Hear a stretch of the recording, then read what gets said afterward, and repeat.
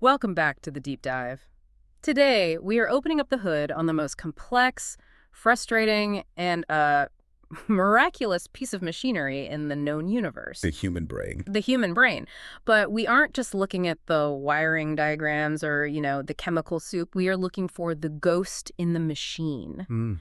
We are tackling a subject that honestly dictates how you live your life every single minute of every single day. How you decide what to eat, who to trust, who to marry. And whether to run away or stay and fight. It's the ultimate question of human agency. How do we choose? Exactly. And maybe more importantly, what happens when the machinery that's responsible for choosing just breaks down? To get there, we are diving into a book that didn't just make a splash when it came out. It fundamentally changed the way neuroscience looks at the concept of reason. Oh, absolutely. We are talking about Descartes' Error, Emotion, Reason, and the Human Brain by Antonio Damasio. It is a classic. And it's one of those rare books that manages to be incredibly scientifically rigorous while also being, deeply philosophical. It really is. It bridges a gap that I think a lot of us didn't even realize was a problem until Damasio pointed it out. Okay, so before we get into the heavy science, and we have some incredible case studies to get through, including a guy who had an iron rod shot through his head. A literal iron rod. It's an unbelievable story. It is, but I want to start with a premise. It's a myth. It's something I was raised with, you were probably raised with, and I'd bet money you, our listener, operate on this assumption every day. It's the myth of the cool head. Right. The idea that emotion is the enemy of reason. We hear it all the time. Don't get emotional. Keep a cool head. Be rational. And the implication is always that emotions are this messy, primitive noise that clouds your judgment. They're a contamination. Exactly. Yeah. If you want to be a great leader or a brilliant scientist or just a functioning adult, the goal is to suppress that noise. You need to be Spock from Star Trek. Logic is the hero. Emotion is the villain. That is the prevailing wisdom of Western civilization for at least the last 300 or 400 years. A long time. A very long time. We tend to view the mind as having these two separate faculties. You have reason high, noble, precise, mathematical, The good stuff. the good stuff. And then you have emotion low, animalistic, chaotic, hot.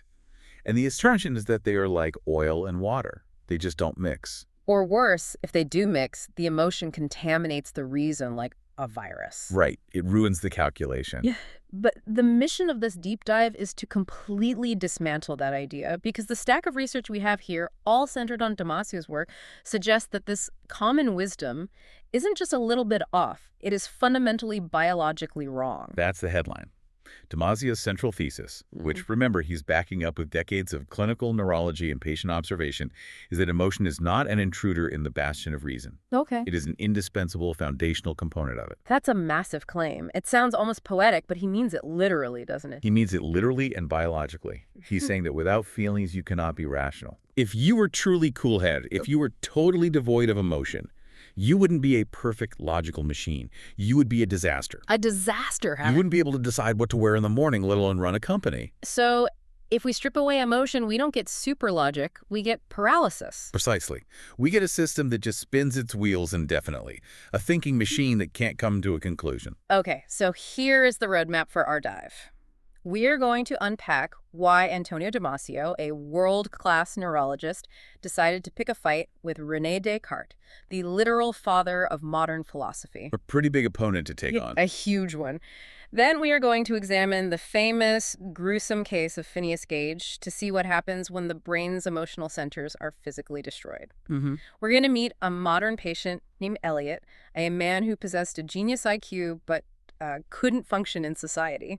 And finally, we're going to get into the somatic marker hypothesis, which is the technical explanation for why your gut feeling is actually a high-speed data processing system. It's a journey that takes us from the anatomy of the skull right down to the very definition of the human soul. Let's start with the history.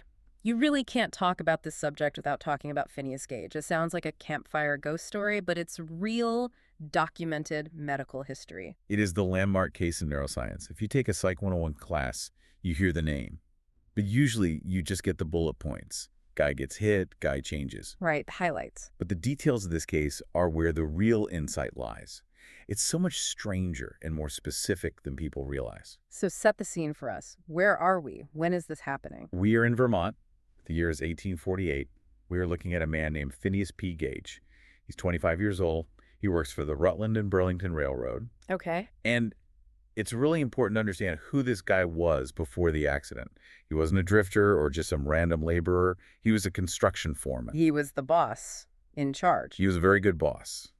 His employers described him as the most efficient and capable man in their employ. High praise. The highest.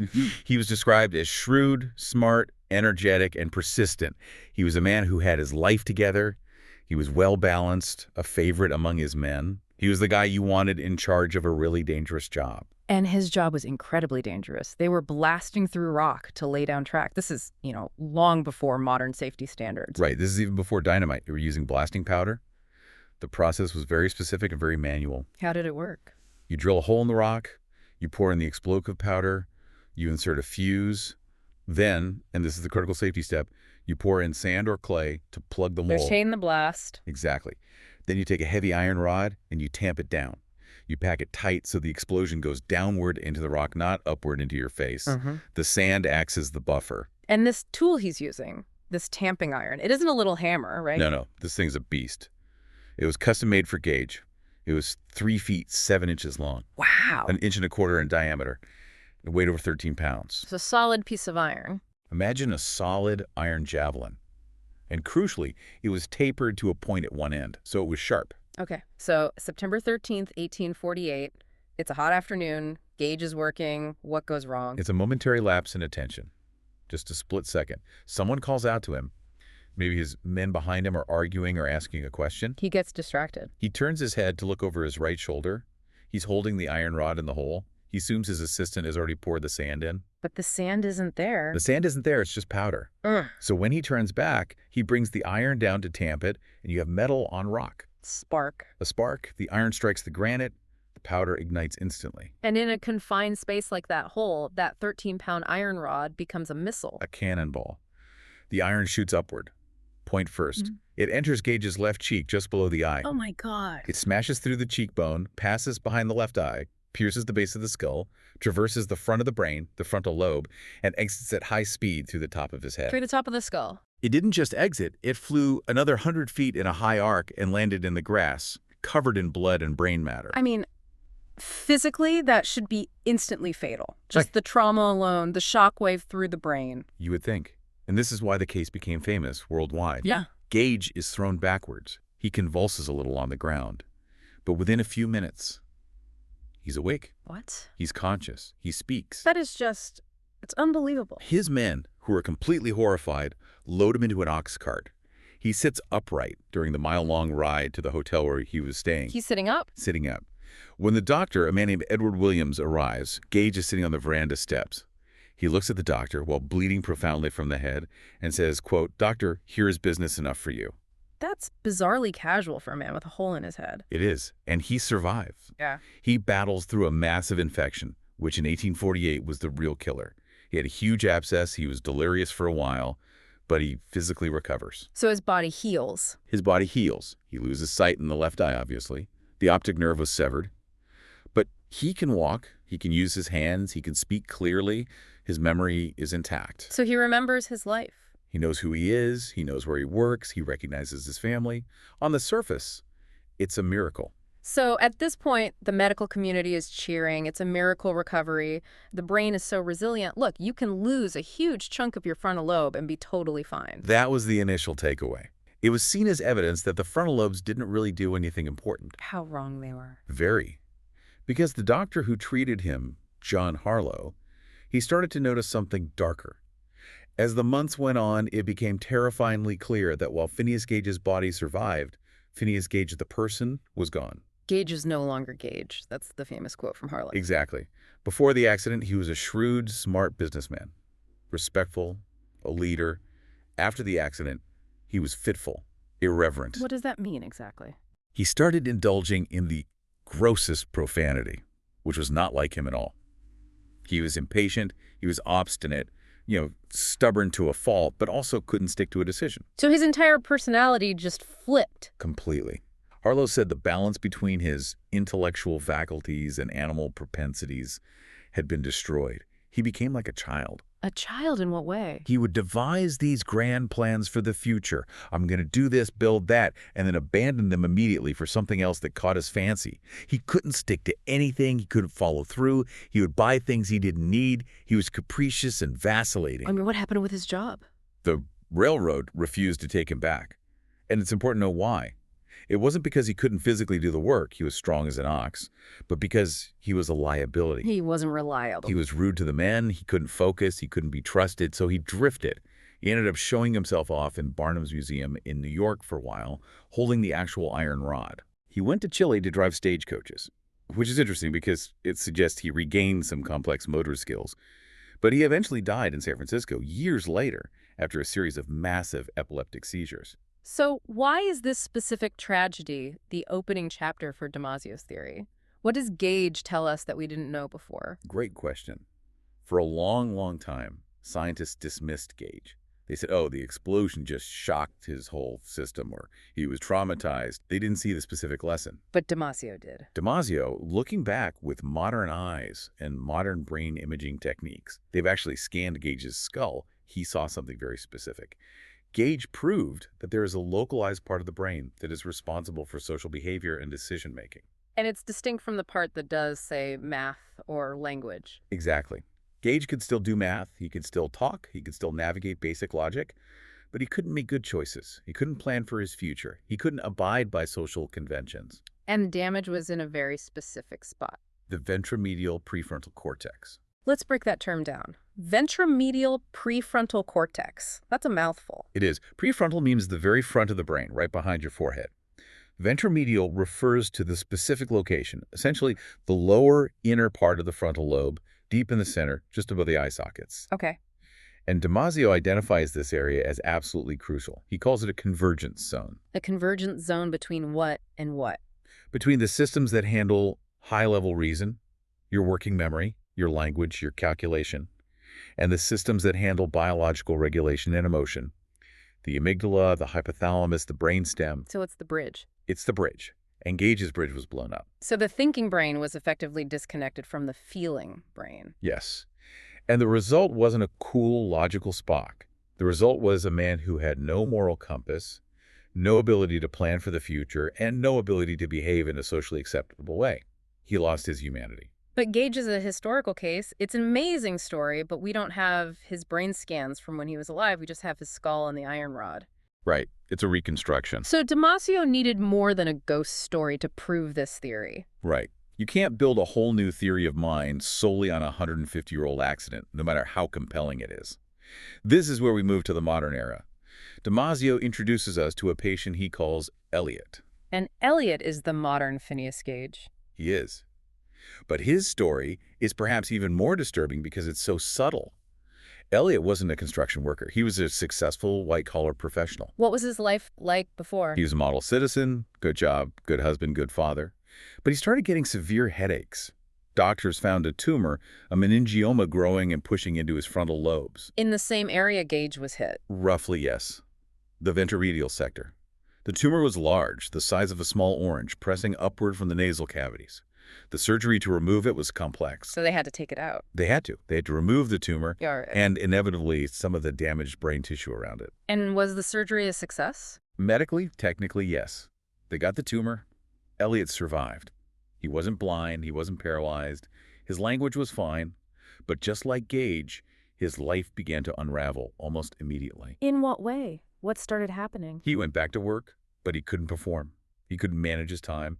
He'd get stuck on unimportant details and ignore the big picture. He had to be let go. Okay. He tried new business ventures, but he made terrible decisions. He teamed up with a shady character and went bankrupt. Oh, no. His wife divorced him.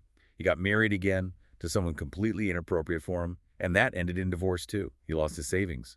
When Damasio met him, he was living on disability, and even getting that approved was a fight. Why was the disability a fight? If he's so clearly dysfunctional, shouldn't it be obvious? This is the absolute crux of the problem. Yeah. This is the mystery. Damasio examined Elliot. He ran him through the standard battery of psychological tests, the WAIS, the Wechsler-Adult Intelligence Scale, the MMPI personality test, all of it. Well, what did they show? Elliot crushed them. He passed the tests with flying colors. He passed them. He didn't just pass, he was in the superior range. His IQ was very high. His memory for facts, dates, names, it was flawless. His language skills were perfect. So if you just talk to him. If you met him at a dinner party, you would think, this is a brilliant, charming, totally normal man. He could discuss the economy. He could analyze political events with nuance. He was perfectly rational. So the test said he was a genius, but his life said he was incompetent. Exactly. Yeah. And this baffled the medical establishment. They kept saying, there's nothing wrong with his thinking. He's just lazy or he's malingering. But Damasio looked closer. Damasio saw the connection to Gage. He realized that Eliot suffered from a specific, devastating defect. To know, but not to feel. To know, but not to feel. Eliot could describe a terrible tragedy from the news, but he felt no sadness. He could talk about a great success, but felt no joy. He was emotionally flat. He recounted the story of his own divorce and bankruptcy as if he were observing a stranger. No anger, no regret, no sadness. Just facts. Like he was reading a report about someone else's life. Exactly. And Damasio realized this emotional flatness wasn't a side effect of his problems. It was the cause of his bad decision-making. And there's a specific story in the book that illustrates this perfectly. The calendar anecdote. I think this illustrates the condition better than any medical jargon ever could. It really does. It's painful to even think about. Damasio was trying to schedule his next session with Eliot, a simple, everyday task. He offered 2 dates. Hey, can you come in next Tuesday or Thursday? A simple choice. I'd pick one in 2 seconds based on convenience. Most people would. But Eliot pulled out his black appointment book and started processing. He began to list the pros and cons of Tuesday versus Thursday out loud. He checked the weather forecast for both days. He considered potential traffic conflicts. He considered the route he would drive each day. He considered how he would feel in the morning versus the afternoon. And this wasn't just a quick check. No. He went on like this for nearly 30 minutes. 30 minutes to pick a date. Yes. A full half hour. He was enumerating every single logical variable. He was running an exhaustive cost-benefit analysis on a decision that, barely matters. He was stuck in a loop of pure reason. And why haven't? Finally, Damasio couldn't take it anymore. He just said, okay, look, just come in on Tuesday. And Eliot immediately said, okay, fine, put the book away, and left. That is chilling. It's like a robot that freezes because it can't compute a preference value. That's exactly what it is. And this brings us to the core mechanism Damasio discovered. Why couldn't Eliot choose? Because there was no feeling attached to either option. Exactly. To him, Tuesday and Thursday felt exactly the same. They were emotionally neutral. There was no gut pull, no slight preference, no Tuesday just feels better. So without that emotional nudge, one option isn't better than another. Right. Logic alone can tell you the consequences of a choice, but it can't tell you the value of those consequences. Logic can say, if you pick Tuesday, it might rain. But it takes emotion to say, and I hate rain, so Tuesday is a bad choice for me. Eliot had the facts, but not the value. He had the map, but no destination. This brings us to section 2 of our dive. We need to look at the machinery under the hood.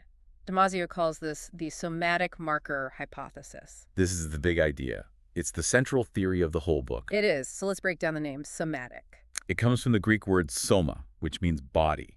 So a somatic marker is a marker that comes from the body. A body sickness. Think of it as a gut feeling, or a hunch, a physical sensation.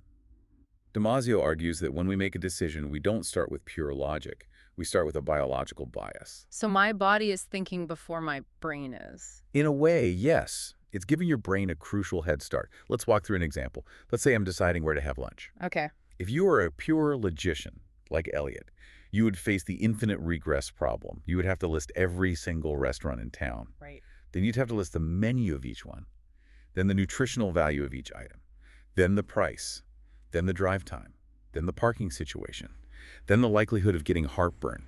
And the consequences of that heartburn on my 2.0 p.m. meeting. Exactly. The tree of possibilities branches out infinitely.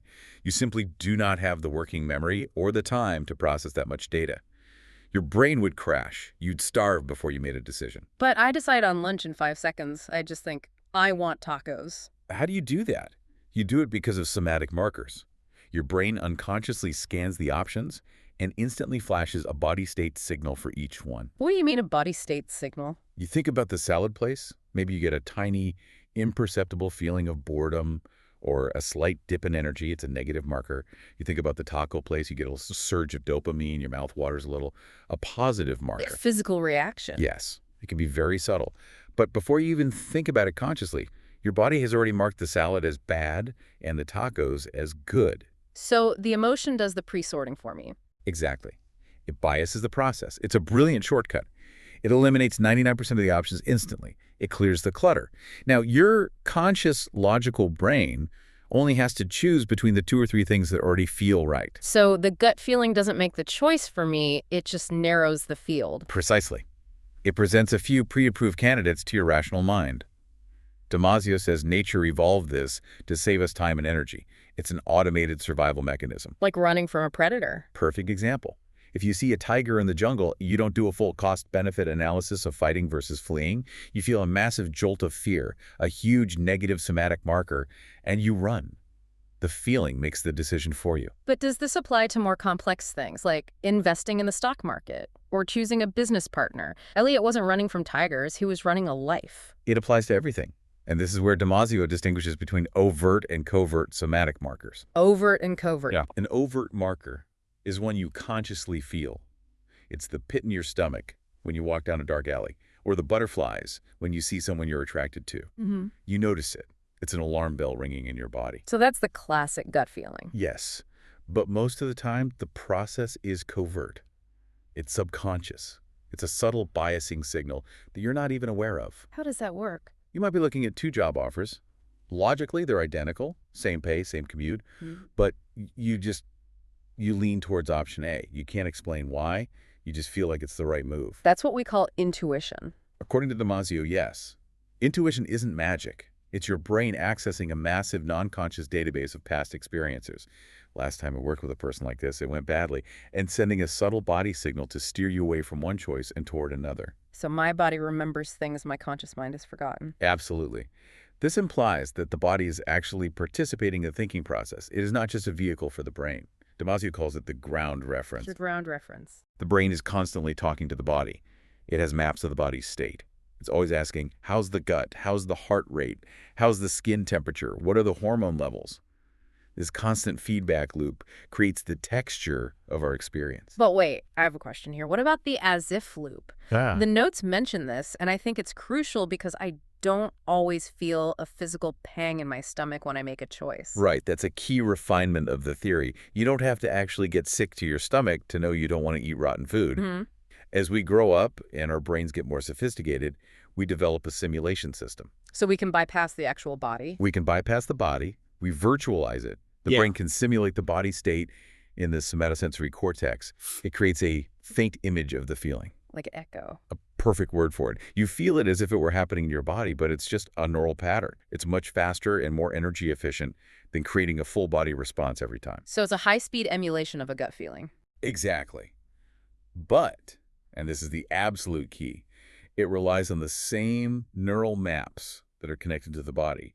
If the connection to those body maps is cut, like it was in Elliot, the emulation fails. He couldn't simulate the feeling of a bad decision, so he couldn't assign a value to the outcome. It's like he had the encyclopedia of the world, but he lost the index. He couldn't look anything up. Or he had the menu, but no taste buds.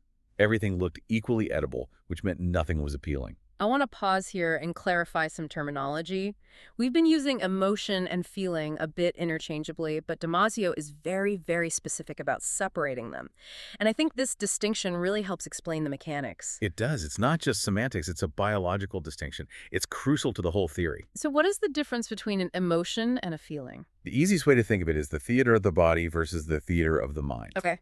Theater of the body, what does that mean? That is emotion. Emotion is physical, it is public, it's observable. The word itself comes from Latin, emuve, to move out. Movement out. Yes. If you are angry, what happens in your body? Your heart rate spikes, your face flushes, your muscles tense up, your hormones shift. These are measurable biological changes in the body. You can see them.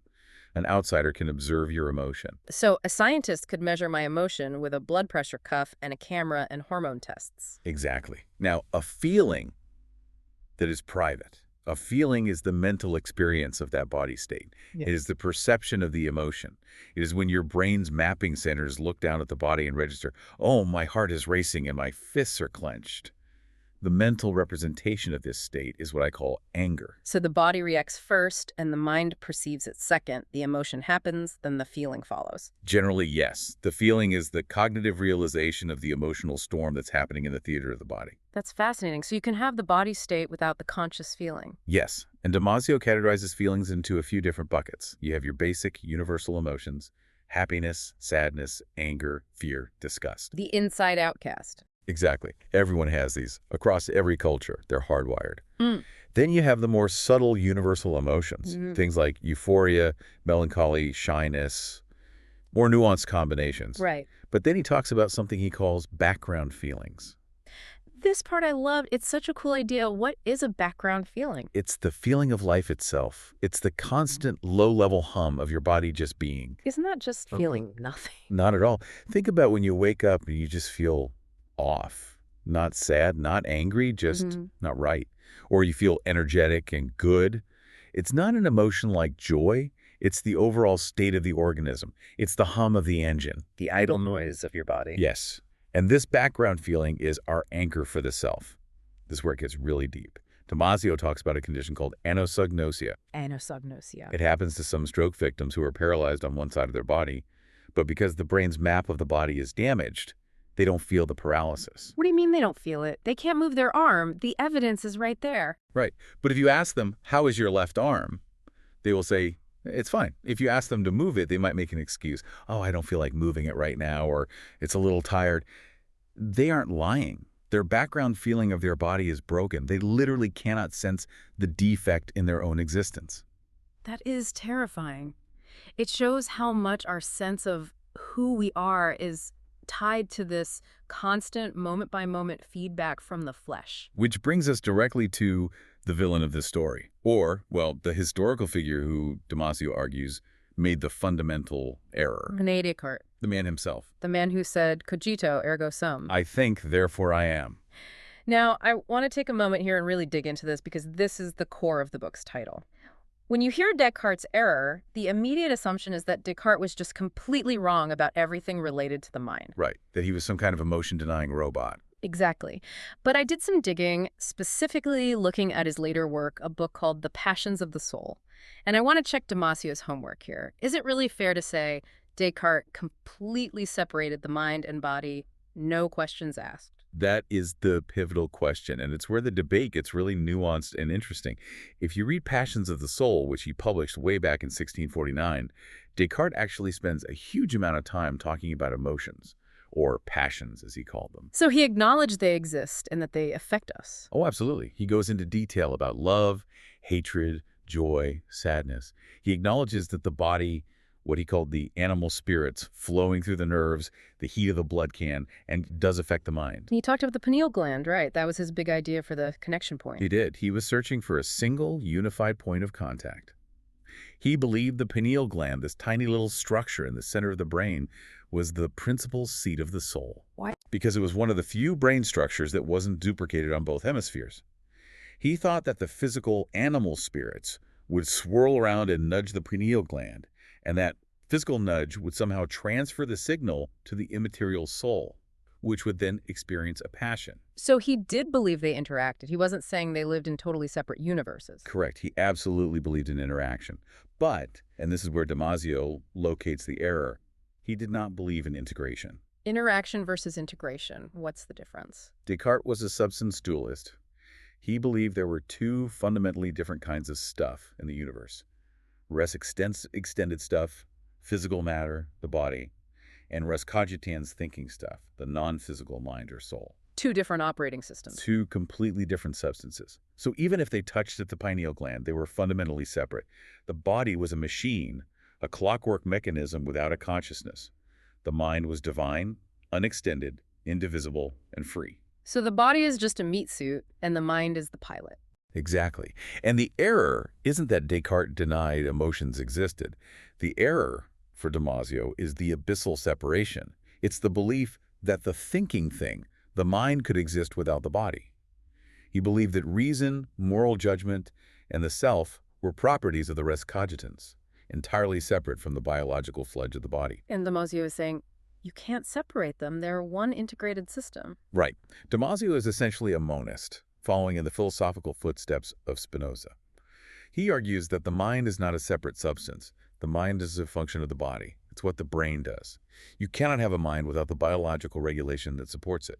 So when Descartes says, I think, therefore I am, he's putting the cart before the horse. Exactly. Damasio says the proposition is backward. It should be, I am, therefore I think. I am, therefore I think. The being comes first. The biological existence precedes the thought. Evolutionarily, this makes perfect sense. Organisms existed for millions and millions of years with bodies but no minds. They had homeostasis, they regulated their internal chemistry, they survived. They were being long before they were thinking. Long before. The mind evolved much, much later as a sophisticated tool to help the body survive better in a complex environment. So thinking is just a fancy, high-level way of regulating the body. Yes, it's an extension of the immune system and the metabolic system. It's all part of the same survival package. So to say that the mind is some separate divine entity that's trapped in a machine is the error. It disconnects us from our own nature. And Damasio would also argue that Descartes saw the human ideal as reason controlling the passions, right? Like a noble rider taming a wild horse. Yes, and that's another key part of the error. Descartes viewed the control of those animal instincts by a non-physical reason as the pinnacle of being human. But wait, isn't that a good thing? Shouldn't we control our impulses? Damasio agrees that we must control our impulses. He's not advocating for anarchy. The difference is in the mechanism of control. For Descartes, it was the non-physical soul imposing its will. Damasio argues the mechanism of control is just as biological as the impulse itself. The superego is just as much a brain circuit as the id. So our conscience is also a biological function. Yes, built from emotion and feeling. That really flips the worldview. It takes the mind off this pedestal of divine separation and grounds it right in the mud and blood of biology. And honestly, I can see why people resist this idea. It feels like it cheapens us. It's the fear of reductionism. It's a very common reaction. If my love for my child is just oxytocin and vasopressin regulating my somatic markers to ensure genetic survival, is it still love? Exactly. If my ethical choices are just my gut trying to avoid the future pain of social shame, is it really morality? Does it take the magic out of it? Damasio addresses this head-on. He argues strongly that understanding the machinery doesn't devalue the product. In fact, it should enhance our awe. He uses the analogy of a beautiful cathedral or a symphony. Does understanding the physics of arches or the mathematics of musical harmony make the cathedral less beautiful or the symphony less moving? No, of course not. It makes you appreciate the genius of the design even more. In the same way, understanding that our highest ethical principles and most profound feelings of love are products of a long, intricate biological evolution doesn't cheapen them. It makes them a miracle of nature. I like that. He also talks about the passion for reasoning, right? Yes. He suggests that we have a biological drive to reason. We are instinctively pushed to find truth and order, just like we are pushed to find food or shelter. It's not an anti-human view.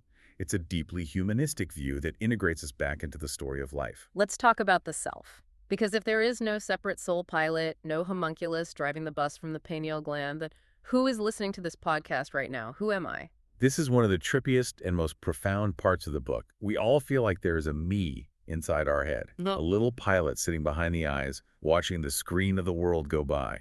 The ghost in the machine. Damasio says that is an illusion, a very persistent and useful illusion, Yeah. but an illusion nonetheless.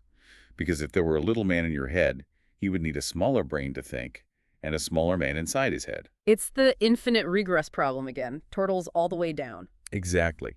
So Damasio proposes that the self is not a thing. It is a process. A process. Like a verb, not a noun. A verb is a great way to put it.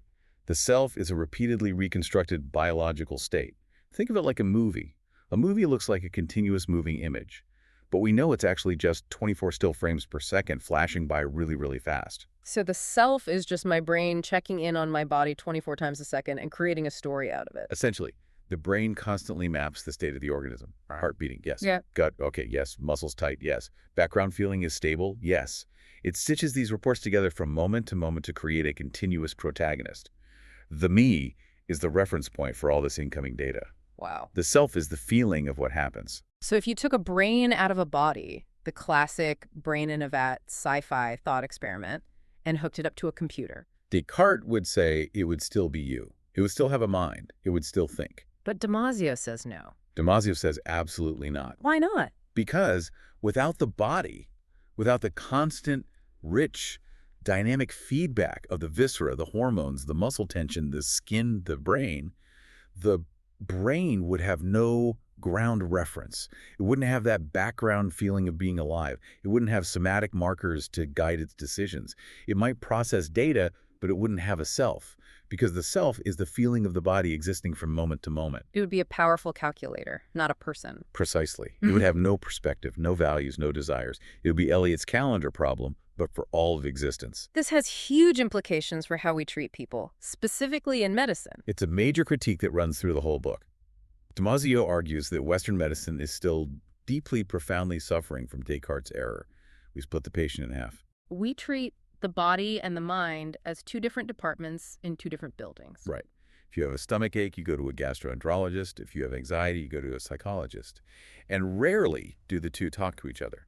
We treat the physical hardware and the mental software in isolation. But if the software is running on the hardware and the state of the hardware is constantly changing the output of the software, you can't separate them. It's a fool's errand. We know that psychological stress causes very real physical ulcers. We know that a physical infection can cause profound psychological depression. Damasio calls for a body-minded medicine.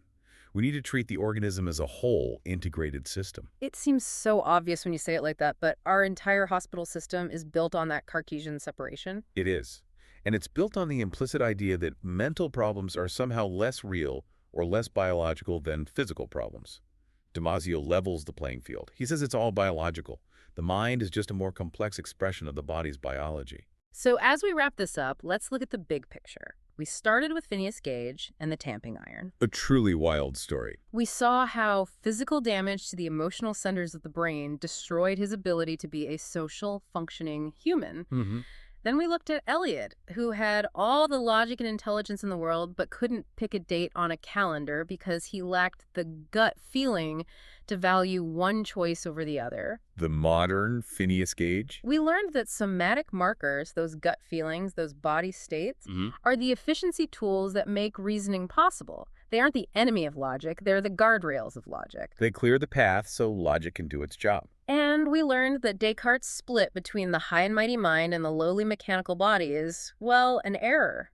The mind isn't separate from the body. The mind is the body's most sophisticated way of navigating the world and ensuring its own survival. Which means we should stop trying to be Spock. We shouldn't try to suppress all emotion in favor of cool logic. That's a fool's errand. And as Eliot showed us, it leads directly to paralysis. So what's the alternative? If we don't suppress emotion, do we just let it run wild? Do we just act on every single impulse we have? No, of course not. That's the other extreme, the other caricature.